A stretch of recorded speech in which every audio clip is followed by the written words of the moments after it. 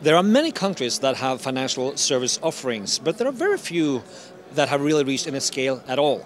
The GSMA found only 6 services with more than 1 million users. Why is that? I think for many of the 150 deployments that are around the world here, if you go deeper into looking at it, many of them are launched as a bit of a value-added services.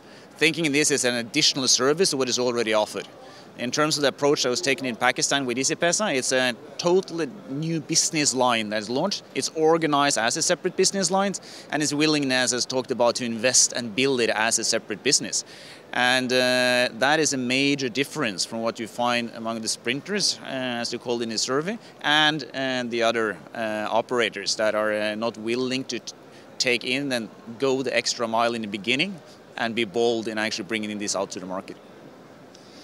What do telcos bring to the table that can increase the speed of financial inclusion, working with or without banks? Yeah, now the whole kind of thing of bringing banking services to people that don't have a banking service today. The reason why banks are not able to do it is that they have a high fixed cost during the existing ways of doing branch banking. What telco brings is that we have an existing distribution network with a low cost, and it's also variable.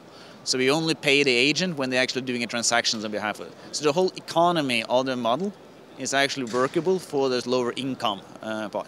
In addition, we know how to do this distribution network. We know how to reach millions of people out in the farthest part of the countries.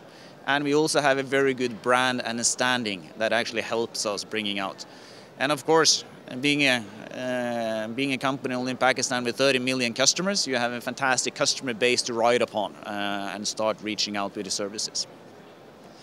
Can telcos do this alone?